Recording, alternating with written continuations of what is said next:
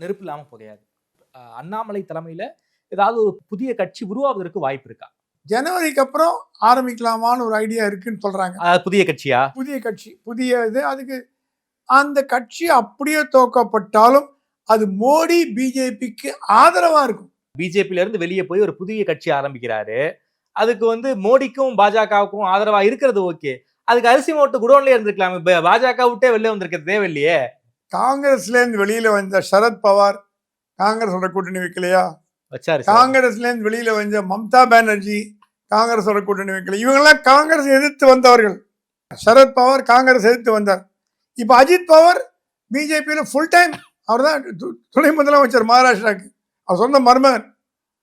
அப்படி இருக்கும்பொழுது இது தமிழக அரசியலையோ இந்திய அரசியலையோ இது நடக்கும் இது நடக்காதுன்னு சொல்ல முடியாத ஒரு சிச்சுவேஷன் நம்ம இருக்கோம். இல்ல சார், குறிப்பாக லோக்கல்ல ஒரு இஷ்யூ இருக்கு. அதன் காரணமாக கட்சியை விட்டு வெளியே வரதுங்கிறது ஒரு நல்ல முடிவு நீங்க நினைக்கிறீங்களா? இல்ல, அவர் கட்சியை விட்டு வரப்போறாரு நான் சொல்ல. இல்ல, இப்படி ஒரு முடிவு எடுத்தால் ரெண்டு முடிவு ஜனவரியில இன்னும் 2 மாசம் வெயிட் பண்ணி பார்த்துட்டு டெல்லி கொடுக்கிற காரணம் உப்புக்கு சப்பில்லாத ஒரு காரணம் கொடுக்குது.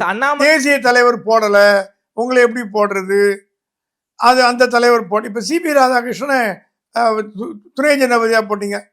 அந்த மகாராஷ்டிரால எச் ராஜா கொடுக்குறீங்கன்னு சொல்லி ஒரு 2 மாசம் ஆச்சு அவருக்கு டியூ.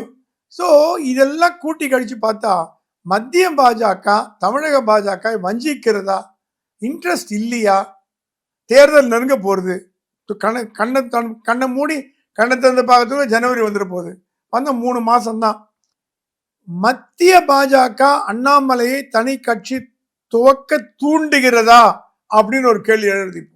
இவங்களே சொல்றாங்களா, நீ தனி கட்சி ஆரம்பிப்பா, நீ தனி கட்சி ஆரம்பிச்சு போட்டி போடு, உனக்கு இங்க வேலை இல்லை, இங்கே நாங்க பாத்துக்கிறோம். அப்ப கூட்டணி கணக்குகள் என்ன ஆகும்? கரெக்ட். ஏன்னா மெகா கூட்டணின்னு சொல்றாங்க. மெகா கூட்டணி அமைச்ச மாதிரி நமக்கு இப்போ வரைக்கும் ஒரு சிக்னலும் கிடைக்கல. அண்ணாமலை திமுக பக்கம் போக மாட்டார். ஆமா, காங்கிரஸ் பக்கம் போக மாட்டார், பிசிக பக்கம் போக மாட்டார்.